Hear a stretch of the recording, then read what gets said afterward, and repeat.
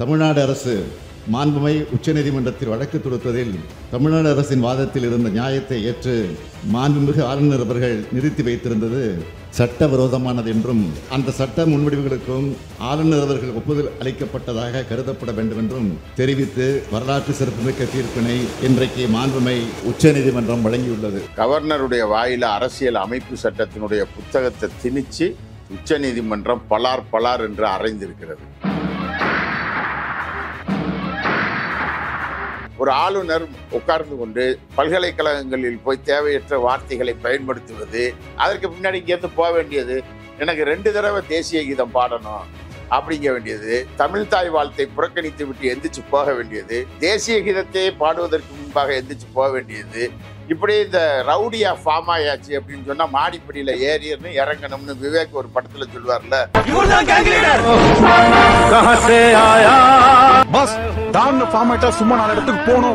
அதே மாதிரி இவள் கவர்னரா ஃபார்ம் ஆயிட்டாரு.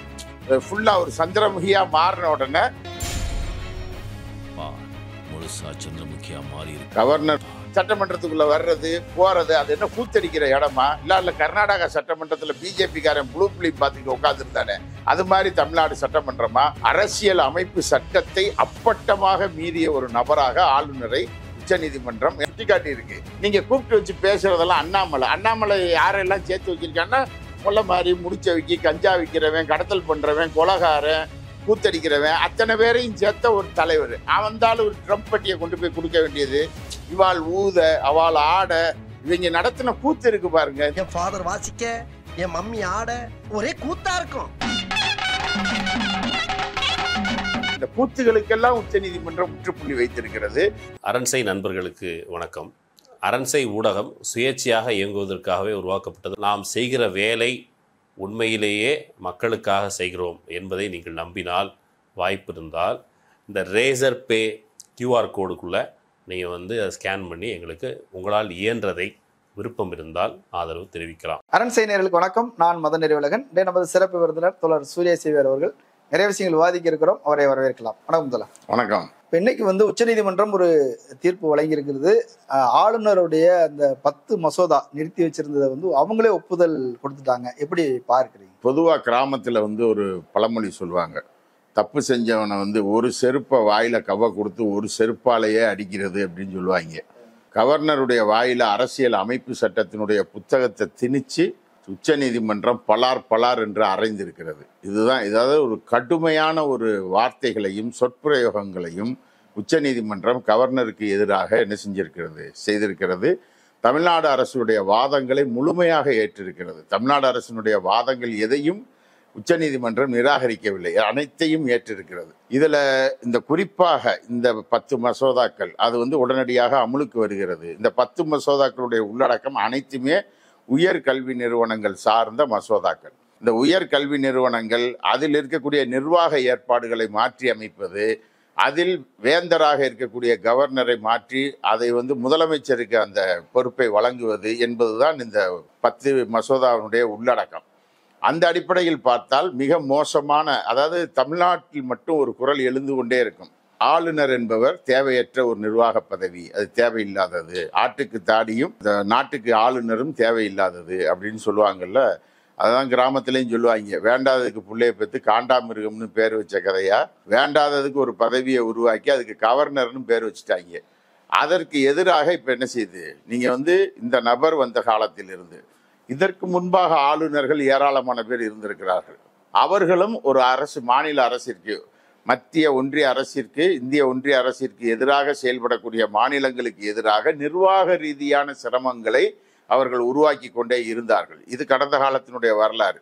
இதுக்கு முன்னாடிலாம் ஆளுநர்கள் சுத்த யோக்கியமா இருந்தாங்களா அப்படிலாம் ஒன்றும் கிடையாது. அவங்களும் அப்படித்தான் இருந்தாங்க. ஆனால் சில ஆளுநர்கள் கவர்னராக இருந்தவர்கள், பஞ்சாப்ல இருந்து ஒருத்தர் இருந்தார், இங்கே சுந்தர் சிங் பர்னாலான்னு நினைக்கிறேன், ஒரு ஆளுநர்கள்லாம் இருந்தாங்க. அது மாநில அரசுக்கு ஏற்ற அவங்க செயல்பட்ட அரசியல் அமைப்பு சட்டத்தின்படி செயல்பட்டவங்க. இந்த நபரை பொறுத்த மட்டிலும் அரசியல் அமைப்பு சட்டத்தையும் மதிப்பது கிடையாது, மாறாக கருத்தியல் ரீதியான சிரமங்களையும் உருவாக்குவது. கருத்தியல் ரீதியாக ஏறக்குறைய கவர்னர் மாளிகை என்பது சங்கர மடத்தினுடைய 2வது பிரான்ச்சாக என்ன செய்யப்பட்டது, மாற்றப்பட்டது. அங்கே உட்காந்துக்கிட்டு எல்லாத்தையும் பேசுறது, கூத்தடிக்கிறது, கும்மாளம் போடுறது, எல்லா வேலையும் செய்கிறது. நீங்கள் வந்து சங்கர மடம் வந்து என்னென்ன செய்து கொண்டு இருக்கிறதோ அதை முழுவதும் இங்கே செய்வது என்ற ஏற்பாடு தான் கவர்னர் மாளிகை என்ற பெயரில் நடந்து கொண்டிருந்தது. இரண்டாவதாக ஒரு பேரலல் கவர்மெண்டை நடத்தி கொண்டிருந்தது. நீங்கள் வந்து ஒரு மாநில அரசாங்கம் செய்யக்கூடிய சரி எது தவறு என்பதற்கான ஜட்ஜ்மெண்ட் யார் கொடுக்கிறது? மக்கள் தான் கொடுக்கணும். மக்கள் உருவாக்கிய ஒரு மன்றம். அந்த மன்றம் இயற்றக்கூடிய சட்டம் சரியானதா தவறானதா என்பதை மக்கள் மன்றம் தான் என்ன செய்யணும், தீர்ப்பு சொல்லணும். நீதிமன்றத்திற்கு விட பெரிய ஒரு மன்றம் இருக்குது என்று சொன்னால் அது மக்கள் மன்றம் தான்.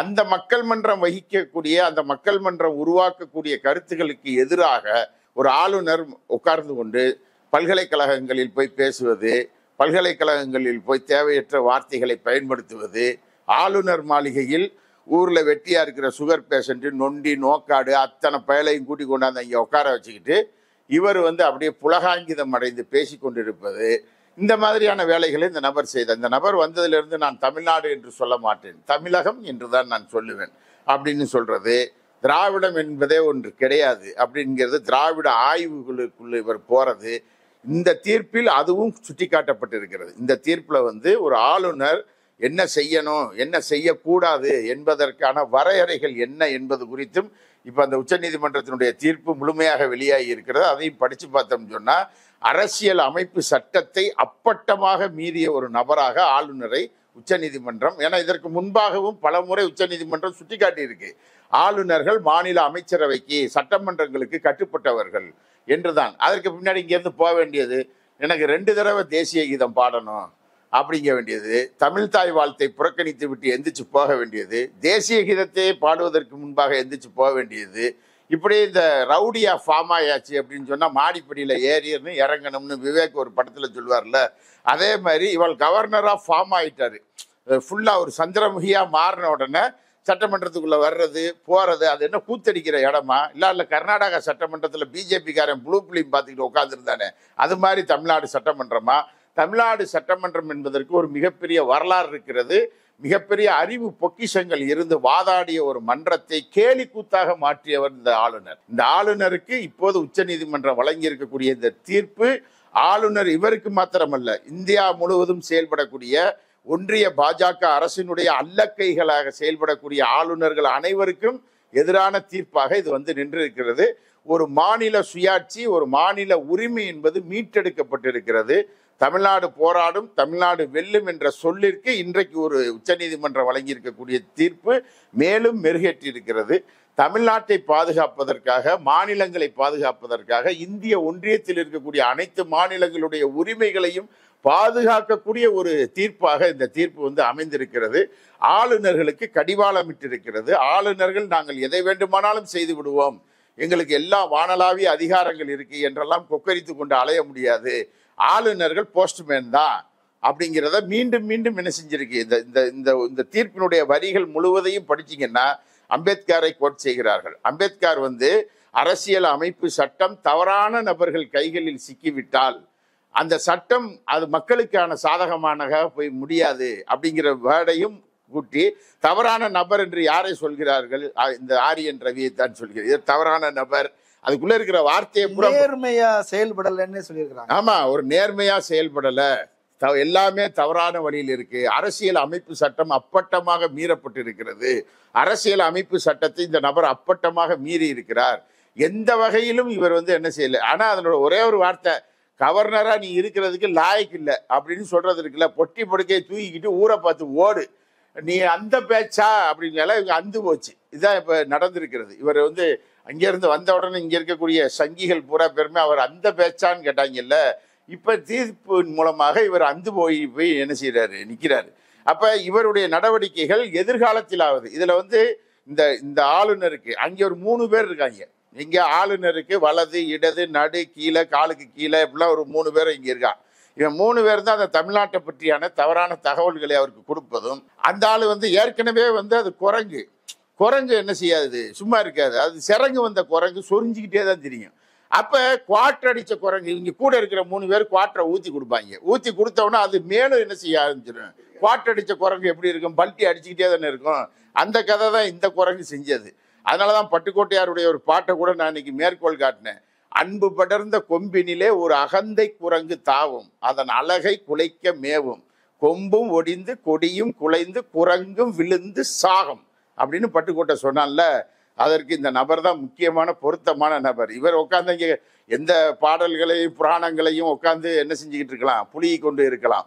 ஆனால் தமிழ்நாடு என்பது ஒரு அறிவு சார்ந்த மாநிலம். தமிழ்நாடு என்பது உலகத்திற்கு அறிவை போதித்த மாநிலம். தமிழ்நாடு என்பது உலகத்திற்கு அன்பை போதித்த மாநிலம். தமிழ்நாடு என்பது எல்லாம் அன்பு அறிவு எல்லாம் உள்ளடக்கிய ஒரு மிகப்பெரிய பொக்கிஷம் இந்த மண்ணுக்குள் அடங்கி இருக்கிறது, இந்த பண்பாட்டு வேருக்குள் அடங்கி இருக்கிறது. இதை எதையுமே மண்டையில் ஏத்தாத வலதுசாரியினுடைய சிந்தனைகளை கொண்டு, வலதுசாரி என்பது கூட இல்லை, வலதுசாரி என்பது எதிர்த்து நிற்கலாம், வலதுசாரி பிற்போக்குவாதிகள் இவர்கள். இந்த வலதுசாரி பிற்போக்குவாதிகள் இங்கே அமர்ந்து கொண்டு இவர்கள் ஒன்றியத்தில் ஒரு அரசாங்கம் இருக்கிறது, அதை வைத்துக்கொண்டு நம்ம என்ன வேண்டுமானாலும் ஆட்டம் நடத்தலாம். நீங்க இந்த தீர்ப்பையே உச்சநீதிமன்றம் வேறமாக சொல்லி இருந்தால் மக்கள் மன்றம் வேறு ஒரு தீர்ப்பை வழங்கும். எனவே இந்த மாதிரியான ஒரு முரண்பாடுகளுடைய மொத்த உருவமாக நீங்க ஒரு அரசு, அந்த அரசுக்குன்னு கொள்கை இருக்கு. அந்த அரசினுடைய கொள்கை எதுவாக இருக்கிறது? மக்களுடைய உணர்வுகளுடைய பிரதிபலிப்பாகத்தான் அந்த கொள்கை உருவாக்க முடியும். முழுக்க முழுக்க தமிழ்நாட்டு மக்களுடைய உணர்வுகளுக்கு மிக எதிராக ஒரு கருத்தை வைத்துக்கொண்டு அந்த கருத்தை அரசு இயந்திரத்தின் மூலமாக பரப்புவது அப்படின்னு இருக்குல்ல. இந்த நபர் சொல்றாருல சனாதனம் சொல்லி, அவருக்கு தகவல் அறிவு உரிமை சட்டத்துல கேள்வியை கேட்காங்க. சனாதனம்னு நீ சொல்றதுக்கு எங்க டெஃபினேஷன் இருக்கு, என்னன்னு சொல்லி, சனாதனம்னா என்ன அப்படிங்கிறதுக்கு தமிழ்நாட்டு மக்களுடைய 100% புரிதல் இங்க தெளிவா இருக்கு.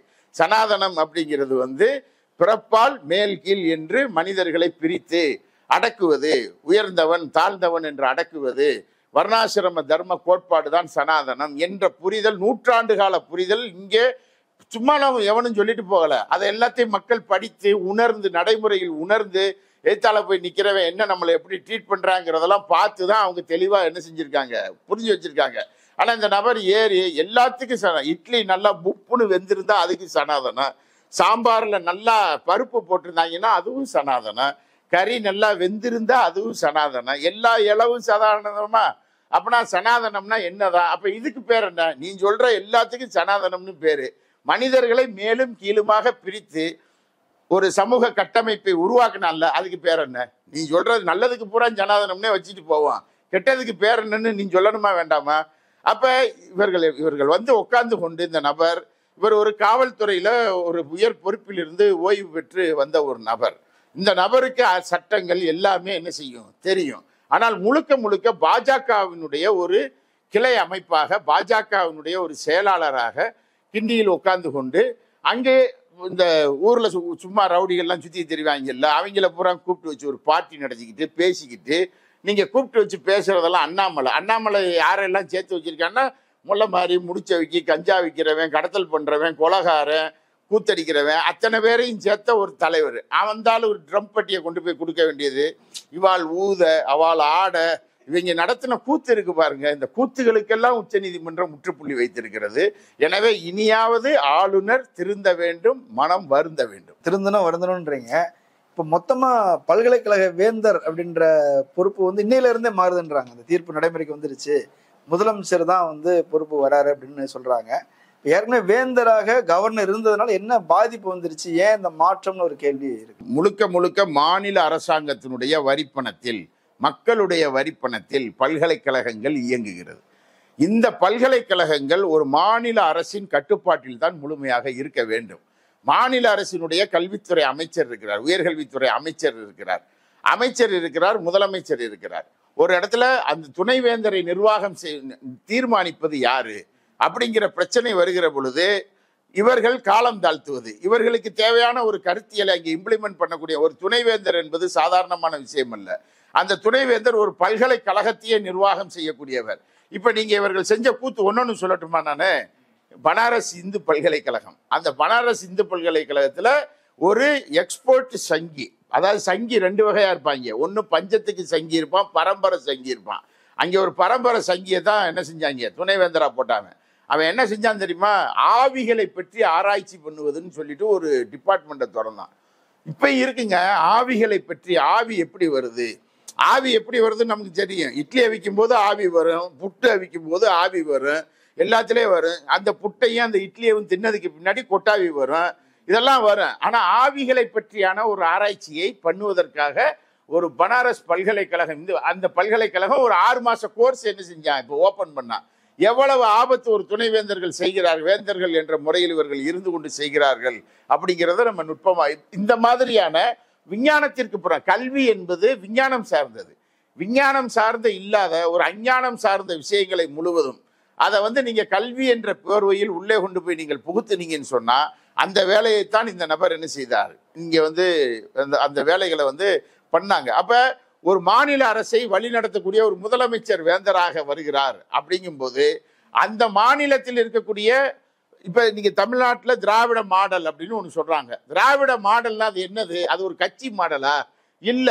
திராவிட மாடல் என்பது சமூக நீதி மாடல். சமூக நீதியை நிலைநிறுத்துவது, மதச்சார்பின்மையை நிலைநிறுத்துவது, மக்கள் ஒற்றுமையை நிலைநிறுத்துவது, பெண்களுடைய விடுதலையை என்ன செய்வது, பெண்களை உயர்த்துவது, சமூகத்தில் அந்தஸ்தை உயர்த்துவது, பெண்களுடைய விடுதலை. அவர்கள் காலங்காலமாக இந்த மாதிரி புராணங்களிலாலும் சடங்குகளிலாலும் மூட நம்பிக்கைகளிலாலும் மூடி வைக்கப்பட்டிருக்கக்கூடிய பெண்களை அதை என்ன செய்வது, விடுவிப்பது, அவர்களை பொது சமூகத்திற்குள் இரண்டர கலக்க செய்வது, ஆணும் பெண்ணும் சமம் என்பது. அதே போல ஒரு நாட்டினுடைய பொருளாதாரம், அந்த நாட்டு மக்களில் இருக்கக்கூடிய அனைவருக்குமான வளர்ச்சியை உறுதிப்படுத்துவது. இதுதான் திராவிட மாடல் அப்படிங்கிறதுக்கான இலக்கணமாக சொல்றாங்க. ஆனா இவர் சொல்லக்கூடிய மாடல் ஒன்று இருக்குல்ல, ஆரிய மாடல், அந்த சனாதன மாடல், அந்த மாடல் என்ன சொல்லுகிறது? சமூக நீதி என்கிறதா? அது மனுநீதி என்கிறது. மனுநீதி என்பது என்னங்கிறது எல்லாருக்கும் தெரியும். பெண் விடுதலையை போற்றுகிறதா? இல்ல. பெண்ணை என்ன செய்யக்கூடாது, நீங்க வெளியவே விடக்கூடாது. எத்தனை அவள் உட்காந்து பேசுற ஸ்பீச்சை நீங்க கேட்குறீங்க. நீங்க அவள் உட்காந்து பெண் வேலைக்கு போயிட்டாலே மோசம், கற்பு, அது இதுன்னு என்ன செய்யறாங்க, உட்காந்து பேசி இப்பதான் வெளியே சமூக வீதிக்கே வர்றாங்க. வரக்கூடிய போதே அடிச்சு கொண்டு போய் உள்ள மீண்டும் கொண்டு போய் என்ன செஞ்சிடணும், உட்கார வைக்கணும். அதே போல எல்லாருக்குமான வளர்ச்சியை உருவாக்குறாங்களா? அம்பானிக்கும் அதானிக்குமான வளர்ச்சியை என்ன செய்வது, தனிநபர்களுக்கான வளர்ச்சியை உருவாக்குவது காட்டுமிராண்டித்தனம். அந்த காட்டுமிராண்டி வேலைகளை இவர்கள் செய்து கொண்டிருப்பார்கள். அதே நீங்க எல்லா மதச்சார்பின்மை பேசுவார்களா? இல்ல.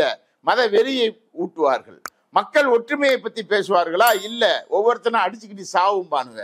நீங்க இந்துவாக இரு அப்படின்பானுங்க. எந்த இந்துவாக இருக்கணும்? சமூக நீதி பேசுற இந்துவா இருக்கணுமா? No no no no. மதச்சார்பின்மை பேசுற இந்துவா இருக்கணுமா? கிடையாது. பெண் விடுதலை பேசுற இந்துவா இருக்கணுமா? கிடையாது. அப்ப எந்த இந்துவாக நான் இருக்க வேண்டும்?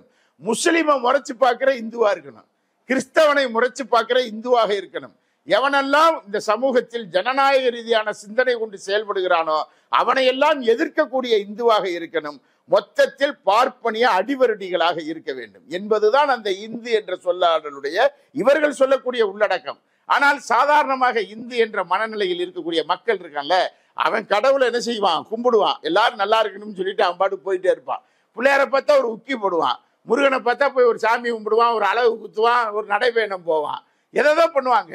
எல்லா மத கடவுள்களையும் வழிபடக்கூடிய பக்தர்கள் வேறு, இந்த நபர்கள் என்பது, இந்த வெறியர்கள் என்பது வேறு என்ற புரிதல் தமிழ்நாட்டு அரசியலில் அது காலங்காலமாக பெரியார் காலத்திலிருந்து ஒரு 100 ஆண்டு காலமாக இந்த மண்ணுக்குள் பக்குவப்பட்டிருக்கிறது. அதை வெறியாக மாற்றி அதன் மூலமாக தமிழ்நாட்டை சூறையாடக்கூடிய ஒரு வேலையை நீங்க இப்ப நான் ஒரு வாரமாக பீகார்ல, உத்தரப்பிரதேசத்துல, வட மாநிலங்கள் முழுவதும் ஒரு சுற்றுப்பயணத்தை பண்ணிட்டு நேற்று தான் சேர்ந்தேன் தமிழ்நாட்டுக்கு. நீங்க அங்க போய் பாருங்க அந்த மக்கள் எப்படி இருக்காங்க அப்படின்னு சொல்லி. அதாவது ரொம்ப மோசமாக அந்த சமூகத்தையே என்ன செய்வது, சமூகத்தையே கிரிமினல் மயமாக கட்டமைப்பது இருக்குல்ல, அந்த வேலையை இவர்கள் செய்வார்கள். அதனுடைய பிரதிநிதி தான் RN ரவி, மறந்துடக்கூடாது. அதனாலதான் வெறுப்பை பேசிக்கொண்டே இருப்பது, வெறுப்பை உமிழ்வது, வெறுப்பு பேச்சு மூலமாக சமூகத்தை என்ன செய்வது, சீரழிப்பது. நீங்க இளைஞர்களாக இருக்கட்டும், இன்னைக்கு இருக்கக்கூடிய இளைஞர்கள் அரசியல்ல நேர்மையா இருக்கணும் எல்லாரும் அப்படின்னு நினைக்கிறவங்க. இளைஞர்கள்னாலே கொஞ்சம் பிளாங்கா இருப்பானுங்க. தப்பு நடக்கக்கூடாது, நல்லது நடக்கணும். எதுக்கு நடிகர்களுக்கு கைதட்டுறான் தெரியுமா? அந்த நடிகர்கள் பூரா நல்லவனா இருக்கான், இவ்வளவு நல்லவன் உலகத்துல இருக்கவே கூடாது, ஆனா ரொம்ப நல்லவங்களா சினிமா கதாநாயகம் பூரா இருக்கான். அப்ப உடனே இவங்க அவன் நல்லவன், எல்லாத்துலயும் நல்லவனா இருக்கான், அநீதிக்கு எதிராக போராடுறான், எல்லாம் பண்றான் அப்படின்னு சொல்லிட்டு அவன் ராத்திரி 12 மணிக்கு எந்த வீட்டுக்கு போறாங்கிறதெல்லாம் அப்புறம் விடுங்க, அதெல்லாம் அவன் தனிப்பட்ட விஷயம். ஆனா என்னன்னா, என் நெஞ்சில் குடியிருக்கும்னு ஒருத்தன் சொல்லுவான், உடனே இவன் கைதட்டுவான். அதெல்லாம் இருக்கட்டும். ஏன் இளைஞர்கள் கைதட்டுறான் அப்படின்னு சொன்னா, தப்பு பண்ணக்கூடாது, ஒரு பொது வாழ்க்கைக்கு வரவே நேர்மையா இருக்கணும் அப்படிங்கிற எண்ணம் உள்ள இளைஞர்கள் அப்படியே ஆகர்ஷிக்கப்பட்டு உள்ள போவான். உள்ள போயிட்டானா போனதுக்கு பின்னாடிதான் அவன் பண்ற அயோக்கியத்தனம் தெரிஞ்சதுக்கு பின்னாடி கும்பல் கும்பலா பேட்ச் பேட்சா வெளியே வருவாங்க. அது இப்ப நாம் தமிழர் கட்சியில நடந்துச்சா? பேட்ச் பேட்சா வந்தானா? ஏன்னா அவர் பேசுறத பார்த்துட்டு ஆகா இவன மாதிரி உலகத்துல அநியாயத்துக்கு நியாயமா இருக்கிறவன் எவனுமே இல்லை போல அப்படின்னு சொல்லிட்டு போய் சேர வேண்டியது. அப்புறம்தான் அவன் வந்து ரேடிசன் ஹோட்டல்ல அதை செஞ்சான், அப்புறம் இந்த ஹோட்டல்ல இதை செஞ்சான், இந்த ரூம் போட்டு அதை செஞ்சான்னு சொல்லிட்டு அப்புறம் வெளியே வந்து அவங்களே பேச வேண்டியது. இதுதான் ஒரு தத்துவ உரையாடல், ஒரு பண்பாட்டு உரையாடல், ஒரு அரசியல் உரையாடல், ஒரு நேர்மையான உரையாடல்கள். நீங்க எல்லாமே தப்பு பண்ணுங்க, தப்பு பண்ணாது யாரு? அந்த புரிதல் வேணும்ல. தவறு எல்லாருமே தவறு செய்யக்கூடியவர்கள், மனுஷனா பிறந்த எல்லாரும் தப்பு பண்ணுவான். எந்த அளவிற்கு தப்பு பண்றாங்கிறது தான் கேள்வி. தப்பு பண்ணாதது ரெண்டு தான். கருவுல இருக்கக்கூடிய குழந்தையும் செத்த புலமும் தான் தப்பு பண்ணாது. மற்ற எல்லோரும் தவறு செய்பவர்கள் தான். நடைமுறையில் தவறுகளை திருத்திக் கொள்பவர்களாக இருக்க வேண்டும். நடைமுறை தவறு வேறு, திட்டமிட்ட தவறு வேறு. ஆனால் இன்றைக்கு திட்டமிட்ட என்ன செய்கிறார்கள்? இப்ப நான் ஒரே ஒரு உதாரணம் சொல்றேன்ல, விஜயினுடைய பேச்சு என்னவாக இருக்கிறது? என்ன பேசுறாரு அவர் வந்து இஸ்லாமியர்கள் பத்தி பேசுறாரு, அவர் கிறிஸ்தவர்கள் பத்தி, சிறுபான்மையினர் பத்தி பேசுறாரு. மூணாவது என்ன பேசுறாரு? பெண்கள் பத்தி பேசுறாரு. இப்ப என்ன இதனுடைய உள்ளடக்கம் என்ன? இவங்க போட்டு கொடுத்த ப்ராஜெக்ட்னு பளிச்சுன்னு தெரியுது. பெண்கள் வந்து இந்த கவர்மெண்ட் வந்ததுக்கு பின்னாடி ஏதோ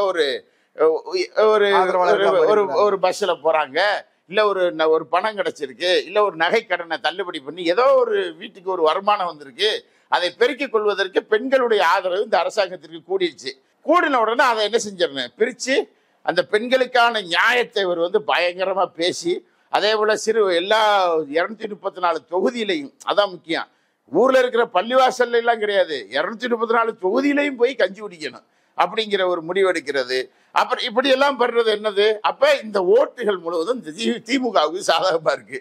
இதை கொஞ்சம் பிரிச்சு கொடுத்துருன்னு அவரை கூப்பிட்டு சொல்லிட்டாங்க. அதனால உள்ளேயே உட்காந்துக்கிட்டு அவர் அதை எழுதி வாசிச்சுக்கிட்டு அதை எடுத்து பேசிக்கிட்டு இருப்பாரு.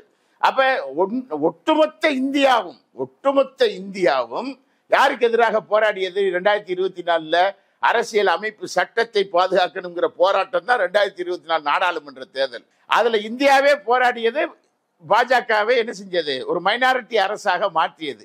அதுக்கு முன்னாடி ஒரு வருஷத்துக்கு முன்னாடி கட்சி ஆரம்பிச்சுட்டு லீவ் போட்டு போன ஆளு, கட்சிக்கு உலகத்துல எவனாவது ஆரம்பிச்சு லீவ் விடுவானாங்க? ஒரு வருஷம் லீவ் விட்டுவிட்டு இப்ப வந்து திமுக அரசு என்ன செய்யுது? அது குத்துது, அது கொடையுது, அது அப்படி செய்யுது, அது இப்படி செய்யுது அப்படின்னு வந்து பேசுறதுக்கு ஏதாவது தகுதி இருக்கா? ஏதாவது பேச முடியுமா? நீ அப்படின்னா ஒன்றிய அரசாங்கம் குறித்து நீ என்ன அவர் அப்படி அந்த மாதிரி பேசுவது உன்னுடைய தொனி இருக்குல்ல, அதனுடைய உள்ளடக்கம் மக்களுக்கு என்ன செய்யுது? நீங்க என்னதான் மண்டையை மறைச்சாலும் என்னத்தை மறைக்க முடியாது? கொண்டைய மறைக்க முடியாது. அப்ப நீங்க கொண்டையை நல்லா பளிச்சுன்னு இப்படி காமிச்சுக்கிட்டு நீங்க வந்து என்ன செய்றீங்க? அது இவர் படத்துல வந்தது தானே, இவர் போக்கிரி படத்துல வந்தது தானே கொண்டையை காமிச்சது. அந்த கொண்டை விஜயனுடைய கொண்டை என்ன, சீமானுக்கு எங்கன கொண்டை இருக்கு? நேற்று பாத்தீங்கல்ல, இவங்க ஊத அவங்க ஆட அடேங்கப்பா ஒரே கூத்தாதான் இருந்துச்சு. அப்படித்தானே இவங்க பேசிக்கிறாங்க ரெண்டு பேரும்.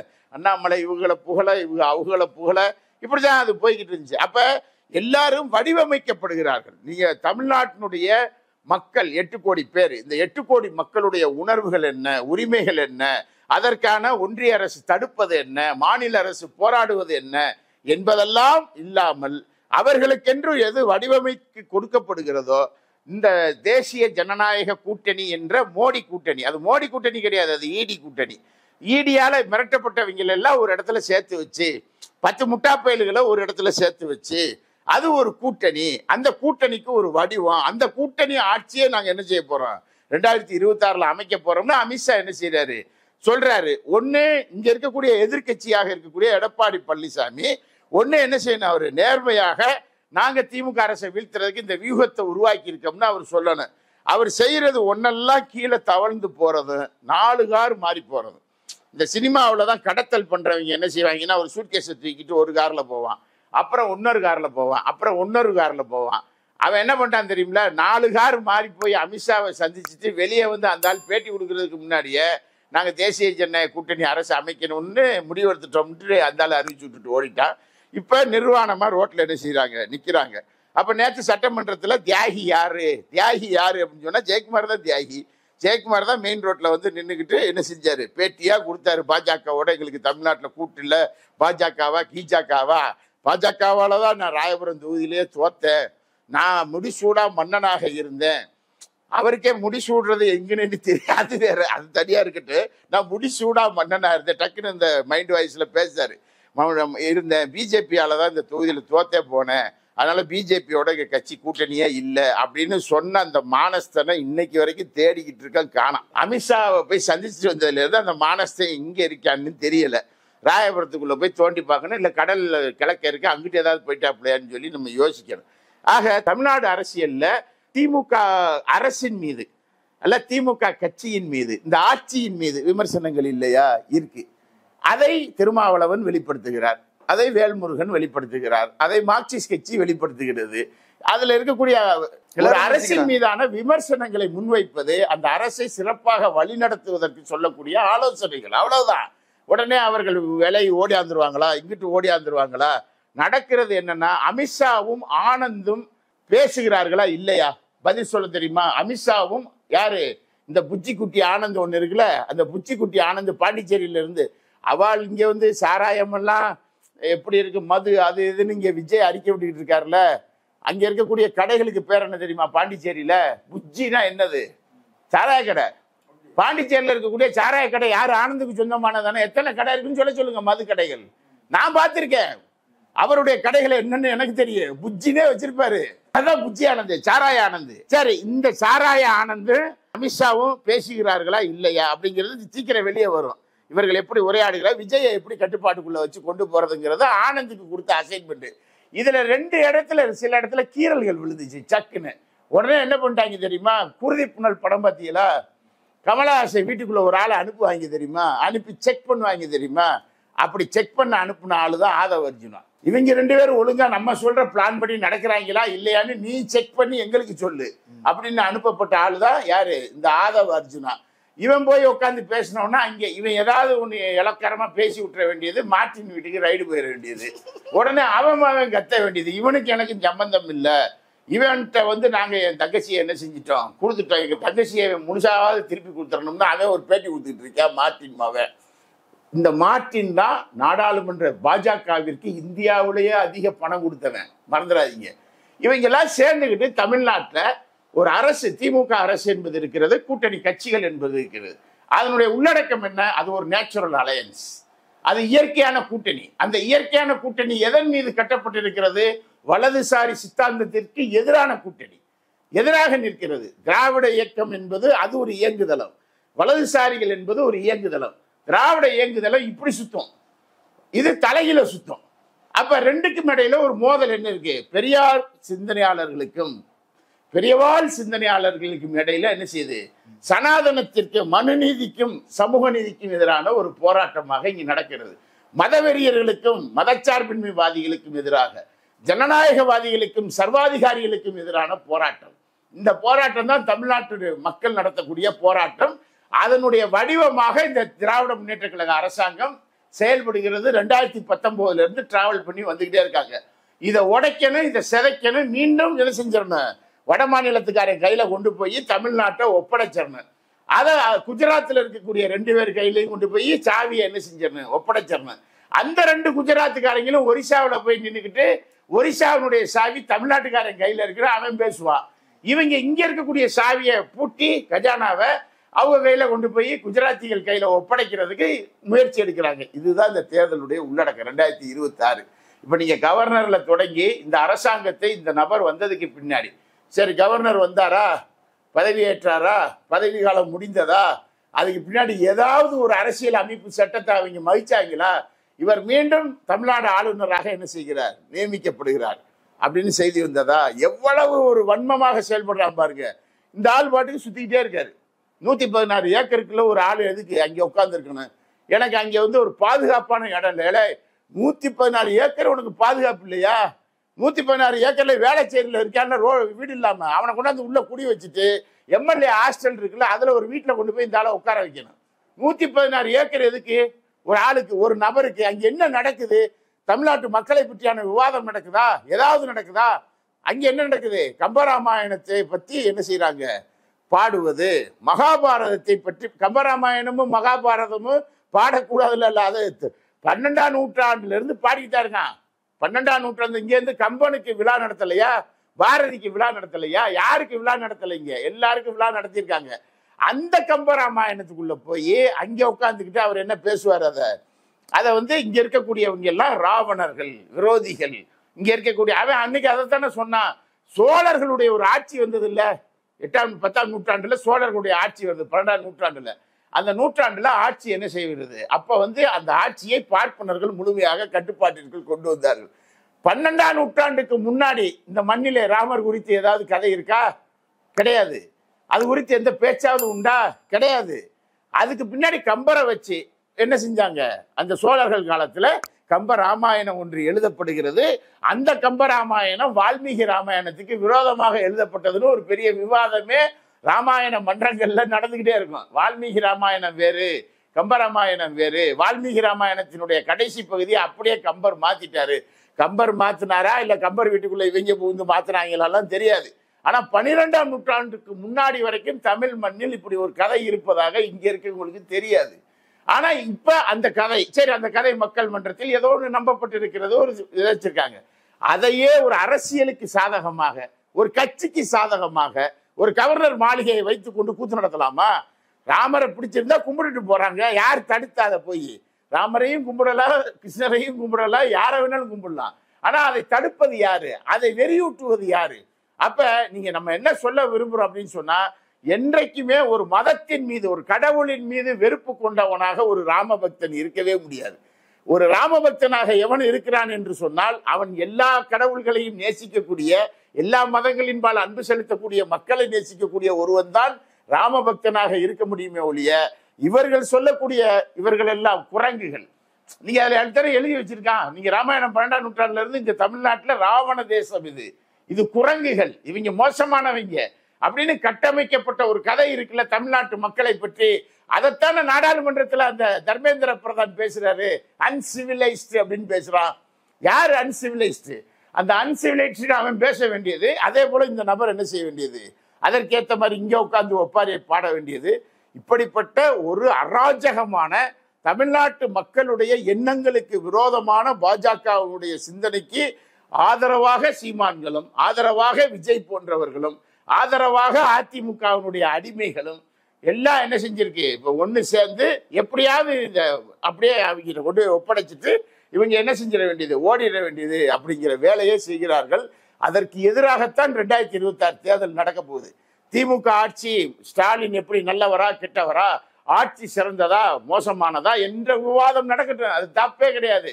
அதில் சரி செய்யவற்றை அந்த ஆட்சி சரி செய்யட்டும், சரியானவற்றை மக்கள் புரிந்து கொள்ளட்டும். ஆனால் இந்த மண்ணையே அப்படி கொண்டு போய் ஒன்னொருத்தண்ட ஒப்படைக்கிறது இருக்குல்ல, அது தாயை கொண்டு போய் என்ன செய்வது? வேறு ஒரு இடத்தில் விடுவதற்கு சமமானது. அந்த போராட்டத்தை தமிழ்நாடு நடத்துகிறது. அந்த போராட்டத்தினுடைய ஒரு வெற்றி தான் என்னது? இந்த கவர்னருக்கு எதிராக உச்ச நீதிமன்றம் வழங்கி இருக்கக்கூடிய அந்த தீர்ப்பு, மகத்தான தீர்ப்பு.